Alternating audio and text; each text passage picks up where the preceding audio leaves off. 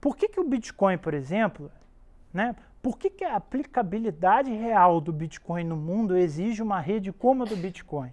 Porque o dinheiro, tal qual o valor, o dinheiro, a moeda, tal qual o Bitcoin pretende ser, ele é universal. Imagina assim, ah não, vamos criar uma blockchain nós 10 aqui e criar um dinheiro. Esse dinheiro só vai valer entre a gente. Quando você está falando de coisas que têm que ser abertas por definição, dinheiro, registro notarial, tipo esses de cartório, ah, tem uma blockchain entre nós 10, e se amanhã você quiser vender a casa para o 11º? A mesma coisa. Isso é grosso modo, tá? O que vai fazer a diferença. Na minha modesta opinião, isso é só a minha opinião, a grande transformação está nas redes abertas, tá? Porque é elas que têm o grau maior dessa transparência, dessa imutabilidade, são as que estão mais testadas e é onde está realmente ali a grande transformação. Mas as blockchains permissionadas, né, essas que são fechadas, elas têm um valor principalmente sob a ótica, assim, o melhor exemplo é o banco, né? O banco viu o Bitcoin surgir e não conseguiu fazer nada, caramba. Surgiu um anônimo, criou um negócio na internet que é muito melhor para enviar remessa de valor para fora do Brasil do que os bancos com seus trilhões de dólares, pensando no macro, conseguiram criar ao longo de 50 anos. É meio humilhante isso, se a gente parar para pensar. Então, pô, beleza, vamos ser humilde agora e correr atrás. O que a gente faz? Cria uma blockchain entre bancos. Os bancos estão fazendo isso, eles têm até a própria blockchain deles, que é o Corda. É engraçado, né? Corda em português é uma palavra, mas em inglês é uma sigla, né? Então eles montaram um consórcio, desenvolveram um blockchain otimizado para eles. Eles hoje conseguem, utilizando essa tecnologia, claro, está incipiente ainda, tá? É igual aquele exemplo do voz sobre IP, o VoIP do Skype, né? Quando o voz sobre IP surgiu lá atrás, as empresas de telecomunicação lá ficaram putaças com o Skype, né? Pô, concorrência desleal, não tem licença para operar como telecom. Hoje você faz um DDD, um DDI, ninguém faz, né? Agora a gente vai direto no WhatsApp, sei lá, qualquer coisa, e faz chamada. Mas até uns 2, 3 anos atrás, você fazia um DDD, um DDI, quando as pessoas ainda faziam isso, você está falando por voz sobre IP. A operadora a Oi, a Vivo, etc., estão usando telecom, estão usando VoIP para você, para te oferecer uma qualidade de áudio bem melhor e um custo bem mais baixo. Ou seja, uma tecnologia que elas condenavam, virou uma aliada, tá? É tão bom quanto usar Skype? Não, não é, porque tem que pagar, mas ficou mais barato, ficou melhor e assim sucessivamente. É exatamente o que começa, tá? Isso não é um processo encerrado, começa a acontecer com os bancos. Daqui a alguns anos você vai, caramba, consigo mandar dinheiro para o Japão e cair em 1 hora. É porque vão estar utilizando blockchain por trás e vai custar 10 centavos, tá? Eu realmente acredito nisso. E se tudo der certo, né, daqui a 100 anos, aí nem precisa de banco mais.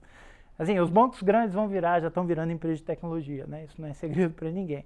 O que eu dizer do trade-off, que é muito importante aqui para a gente caminhar para o final da conversa de hoje, aí a gente vai ter mais uns 5 minutinhos aí de dúvidas finais, a gente entender que não existe sistema perfeito, ou seja, não existe um sistema, uma aplicação de blockchain que ela vai ser 100% rápida, 100% segura e 100% descentralizada. Tá? Não existe. Você sempre abre mão de um pouquinho dali para ter mais aqui. Geralmente, até usando um sistema, uma definição mais genérica, né, as aplicações vão ter que ter um grau de segurança alto, porque blockchain especificamente está ligado à confiança, está ligado a bens de valor, está ligado a essas deliberações, votações. Então a segurança geralmente não é o elo que você vai afrouxar, tá? Geralmente a gente fala de descentralização e rapidez, tá?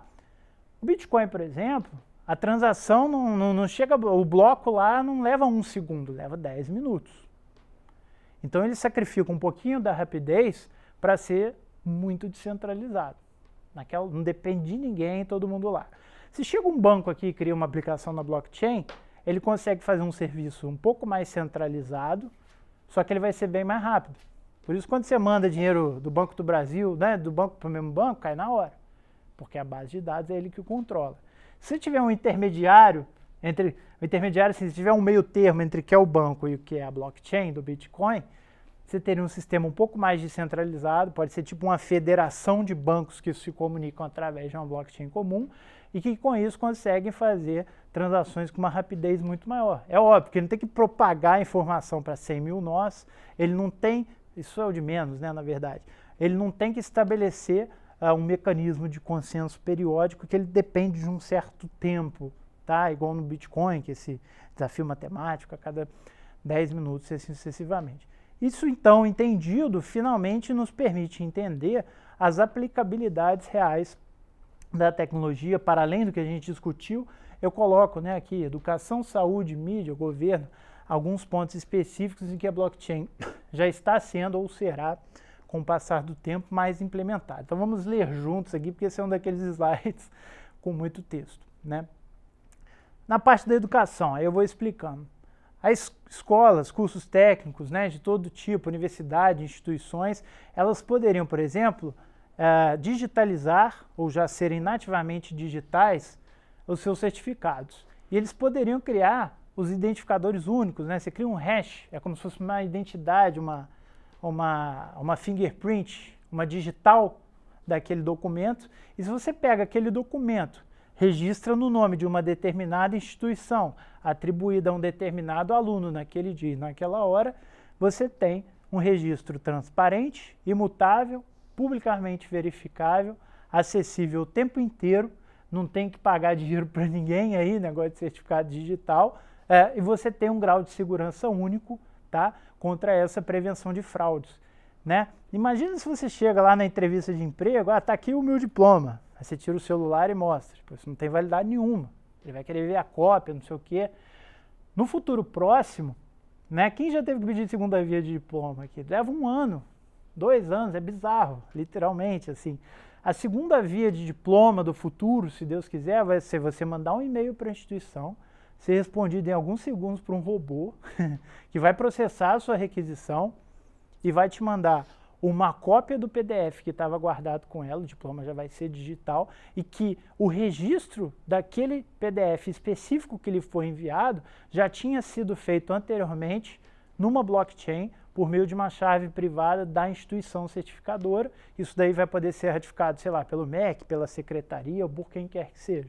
Estou falando desde diplomas, pode parecer meio maluquice, o ITS, onde eu trabalho, fez um projeto em parceria com a Rede Nacional de Pesquisa, que cuida da infraestrutura de rede de universidades, etc. A gente já tem um modelo todo desenhado de implantação disso nas universidades federais como produto. Eu estou dizendo assim, se você chegar hoje, querido empregador, você foi aceito no emprego, só que você tem que mostrar seu diploma. Querido empregador, segue meu diploma. Você manda um PDF, você pode ter alterado, Photoshop, pode ter 1 milhão, você não tem ideia. Tinha reitor de universidade lá na Baixada que fraudou mestrado e doutorado. Diploma, é surreal, reitor da universidade. Assim, quando você começa a pesquisar blockchain, você vê como o mundo é filho da puta, porque blockchain é uma tecnologia extremamente útil, como a gente está vendo, para prevenção e controle de fraudes. Sejam elas fraudes na maldade mesmo, controle de qualidade, erro, etc. E é bizarro, assim, você imaginaria um professor orista fraudar o diploma, não um reitor, é meio surreal. E você consegue, com blockchain, você facilitar até a usabilidade. No futuro, quando eu falo mandar o diploma, você vai mandar um arquivo em PDF, o cara vai arrastar para o site vai falar, foi registrado, está aqui na... Inclusive, vai fazer isso no próprio Bitcoin. Não me pergunta agora a implementação, porque é meio complexo. Mas você pode... Ele vai arrastar e ele vai verificar na blockchain, foi registrado pela universidade tal, ele vai puxar da blockchain essa informação. Foi registrado por universidade tal, no nome do aluno tal, no dia tal. Não tem como você fraudar isso. E se entrar um hacker, sei lá, se entrar um malandro dentro da universidade, ele vai pegar o diploma dele, entrou no computador do reitor, registrou na blockchain naquele dia e foi no dia seguinte para a entrevista de emprego. A temporalidade do registro na blockchain vai provar que é falso. Porque todos os diplomas foram feitos no dia 30 de dezembro, ele foi lá e registrou um depois. Tem 2 cartórios de São Paulo que fizeram... O cartório é muito louco, né? Porque o cartório é uma autarquia, então, curiosamente, os cartórios, na prática, eles têm uma certa liberdade. Se o notário lá daquele cartório ele é mais para frente, para frentex, ele consegue, vou implementar blockchain, para alguns registros eu vou aceitar. Eles já fazem isso. Você já tem, por exemplo, em primeira instância, ganho de propriedade intelectual aqui no Brasil. É disputa por propriedade de marca. 2 sócios brigaram, a quem pertence a marca? a prova de precedência, o registro mais antigo em seu nome, que um deles tinha, era uma prova registrada em blockchain. O cara provou, utilizando um registro em blockchain, que aquele documento, naquele dia, naquela hora, foi registrado em nome dele. Como ele não tinha, o sócio não tinha nenhuma prova suficientemente boa anterior a dele, ele ganhou. Tipo uma prova, eu não sei os termos legais, desculpa, prova de anterioridade, de precedência. Eu brinco assim, qual que é a forma mais fácil da minha mãe se beneficiar da blockchain para fazer transações? É o banco dela, Bradesco, começar a usar a blockchain para fazer as coisas ficarem mais baratas. Sabe, é muito mais rápido que falar, mãe, baixa aí, faz o backup na nuvem da sua private key, sabe assim, sabe? Não que seja tão difícil, tá? Hoje em dia, sinceramente, é muito mais simples de fazer. Mas eu tô querendo dizer isso, a adoção é muito mais rápido quando os atuais incumbentes lançam a inovação, igual eu falei. Antigamente, você lembra como é que era para usar, assim, o Skype, o Voice over IP? Na prática, assim, beleza, você tinha que ter o telefoninho específico que conecta a internet. Hoje todo mundo tem o Skype no celular há anos e tal, mas quando começou, até porque o Skype é muito antigo, não era assim. Existe um empreendedor, inclusive um grande amigo meu, um cara brilhante, o Edilson Osório. Ele é lá de São Paulo, quem vai nos eventos conhece ele. Ele criou um serviço, foi o primeiro serviço não financeiro de blockchain criado no Brasil. Já está com uns 3 ou 4 anos, acho que 3 anos. O Original é uma plataforma que é muito simples de usar, né? Original meu, né? Tipo, originalmy.com. Inclusive foi nessa plataforma lá que eu mencionei que o cara registrou esse documento que deu ganho de causa. E não é propaganda para ele não, estou falando dele que é brasileiro. Vocês podem usar outros aí até mais baratos, desculpe Edilson. Mas o que é legal dele, aí fazendo propaganda de fato, originalmy.com, MY, originalmy.com, tá? Muito simples de usar. Você vai arrastar o documento, ele vai calcular o hash, que é tipo esse identificador, um número que prova que aquele documento é aquele, vai registrar aquilo na blockchain com o seu nome, e aí sim o que eu falei que é interessante da aplicação dele, que ele fez todo um estudo da legislação brasileira, e junto desse registro em blockchain, você faz algumas coisinhas a mais, dependendo do caso de uso, que dão maior legalidade e segurança para o processo. Então, eu não lembro exatamente, porque eu usei mais antigo, a plataforma dele para registrar alguns artigos, mas enfim, tem coisa que grava junto do seu documento, manda um vídeo falando seu nome, que isso lá na frente pode ter uma legalidade. Então ele traz, pelas especificidades da plataforma dele, tem uma segurança jurídica um pouco maior, né? Mas o que eu falo, eu vou só fechar esses exemplos aqui para a gente não passar do tempo e para eu poder ficar à disposição um pouquinho ali depois lá fora para a gente conversar. No caso dessa educação, é interessante não só o diploma, como a validação, a verificação. Então é tipo isso, você consegue mandar um PDF para alguém no WhatsApp e o cara conseguir verificar que aquilo ali é verdadeiro, sem qualquer possibilidade de fraude. Porque esse identificador que eu falo que é único de documento, se você mudar uma vírgula, o hash fica completamente diferente, esse identificador. Tá? Então, se você pegou meu diploma, tirou meu nome, botou o seu, o identificador que está registrado na blockchain não vai bater nada com nada. É como se o que está registrado fosse ABC e o seu deu 690, sabe? Você vai ver na hora. Essa mesma lógica, né, como alguém mencionou aqui, no campo da saúde, né? Do mesmo jeito que o Bitcoin não pode ser gasto 2 vezes, você poderia ter um combate a um problema grave, né, que são fraudes de receituário de medicamento controlado, né? Então a pessoa não pode gastar a mesma receita 2 vezes, e também existiria um potencial bem grande para você fazer também o tracking de alguns medicamentos mais específicos, né, de circulação e de uso mais restritos. Você poderia também pensar na parte de interoperacionalização entre os bancos de dados médicos, né? Você tem uma base comum de dados, os dados ficam criptografados, somente você revela o que você quiser, para quem você quiser, quando você quiser. O seu médico sei lá, seu cardiologista pode ter acesso aos seus exames de coração, mas não o seu pediatra do seu filho, ou qualquer coisa parecida. E hoje é bizarro, né? Porque você vai no cardiologista do seu plano e vai para outro do seu plano, os computadores deles não se comunicam, né? Uma parada surreal. Esse problema de interoperabilidade de máquinas, assim, né? Tem um projeto aí do governo de integrar o prontuário eletrônico, aí vamos ver se avança, que seria já um avanço, não tem nada a ver a princípio com blockchain, mas seria muito bom e melhor ainda se colocasse em blockchain. A parte de mídia, eu já falei quase que implicitamente, no caso da propriedade intelectual. Se você fizer um registro em blockchain provando que aqui... escrevi um artigo acadêmico, criei um design, criei uma obra de arte, fotografei, o negócio já era digital, ou então eu digitalizei, você vai pegar, você vai automaticamente criar um identificador único que essas plataformas, essas aplicações fazem, vai fazer o registro disso no seu nome, por meio de uma chave criptográfica que somente você possui, e você consegue provar que naquele dia, naquela hora, aquele documento estava no seu nome. Então, aí, Brunão, escrevi um artigo acadêmico sobre blockchain, dá uma olhada aí para mim. Aí no dia seguinte o Bruno tira meu nome, bota o dele e publica aí lá num journal qualquer aí, num periódico acadêmico. Fiquei a ver navios.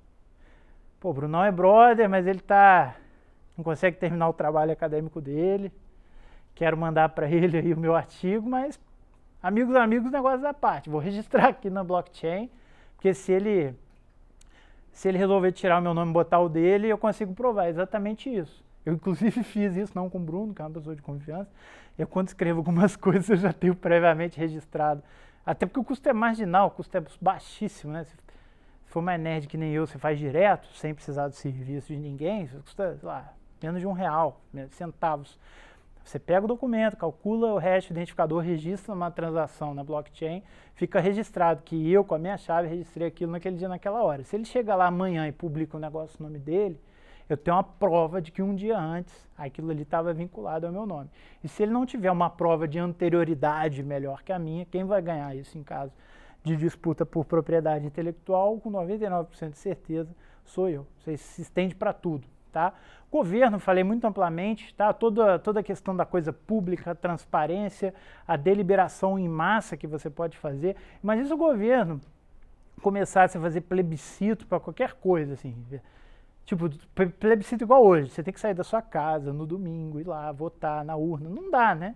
Mas você fazer um sistema de democracia mais direto, não só o custo humano, tempo, etc., com blockchain você faz isso muito mais fácil. Não digo, né, ficar fazendo plebiscito toda semana, né, mas se periodicamente você pudesse votar da sua casa com segurança em algumas questões, ou pelo menos uma consulta pública, né, com muito mais segurança, aquela enquete do Senado, já viram aquelas enquetes do Senado, só vai robô lá votar, aquilo não vale de nada, né, meio bizarro. Então você tem um sistema à distância de deliberação para poder falar o que o cidadão quer, a parte de transparência no gasto público e também a parte de rastreabilidade do dinheiro também, de orçamento participativo, é muito bacana. E a questão também, que eu acho que eu já, devido ao avançado do tempo, eu vou realmente encerrar, tem mais um pouquinho de conteúdo que vai ficar para vocês estudarem em casa, mas eu vou ficar totalmente à disposição também por e-mail para esclarecer as dúvidas de vocês. Esse ponto da logística eu já tinha chegado a comentar, né, porque toda a documentação que hoje é em papel e caneta, ela poderia ser transportada, né, para uma blockchain. Você teria essa mesma lógica, a temporalidade, a autoria, todas as informações digitais. Teve um problema lá, igual na operação carne fraca. De quem foi o erro? Foi o fornecedor que passou carne podre? Foi o abatedouro que não cuidou direito do bicho? Foi isso? Foi aquilo? Né? Todo mundo tira o dele da reta na hora. Não, apaga essa nota aí. Fraude esse documento aí. Em blockchain não tem isso, tá? Se já fosse digitalizado e registrado em blockchain, ninguém muda. Aí tem alguns conteúdos mais técnicos, eu realmente coloquei isso um pouquinho mais para curiosidade de cada um. Vou só antecipar aqui, porque é aquilo que eu falei, até bom que isso aqui eu realmente não queria mostrar, senão ia ficar muito complexo. Quem tiver curiosidade vai receber o material, no sentido de que essa lógica de eu ter uma base de dados distribuída, hoje, pasmem vocês, já ficamos aqui 4 horas para entender blockchain, não é só blockchain que existe. Existem outras formas bem mais recentes de você criar transações confirmando transações, sistemas probabilísticos de confirmação. Na prática, quem não é curioso demais, muito nerd, nem precisa olhar isso. A prática é a mesma. O que dá para fazer com isso? Transações irreversíveis, imutáveis, transparentes, etc. Quem é mais nerd vai gostar de ler sobre as novas transformações e esse caso de uso que eu coloquei da prevenção de fraudes, embora não mude quase nada do que eu já cheguei a passar para vocês. É só um exemplo que mostra direitinho como a coisa funciona e como você pode aplicar isso basicamente no seu diamante, como eu brinquei. Tá? Isso aqui é de 2015, se eu não estou enganado, eu coloquei propositalmente antigo, isso já era um campo que eu julgava relativamente grande de campos em que a blockchain está atuando, né? A gente sai desse universo de centralização, menor e maior, mas de centralização para o universo de descentralização. Então, blockchain sendo aplicada a mercados preditivos, internet das coisas, governança, combate a fraudes, hospedagem na nuvem, identidade digital, propriedade. Em um ano, isso é tudo onde, em 2016, de um ano daqui, de 10 a gente foi para 40 campos de aplicações. Gravação de prontuário, plataformas de predição descentralizadas, provas de propriedade dos mais variados campos, muitas coisas muito interessantes sendo construídas. O que conta aqui é realmente o impacto, tá, da coisa tá crescendo de forma quase que literalmente exponencial. Se a gente for ver o gráfico de áreas impactadas por blockchain, isso aqui é na prática, coisas que já estão rodando, mesmo que às vezes um piloto, um teste, que no futuro ainda vai crescer bastante, isso tem crescido a um ritmo, eu mesmo, dedicado full time a pesquisar sobre isso, não consigo mais acompanhar. Pessoal, muito obrigado, tá meu e-mail aqui, vocês podem ficar à vontade, tá? Eu vou mandar a apresentação por meio aí do evento para todo mundo e fico integralmente à disposição para as dúvidas.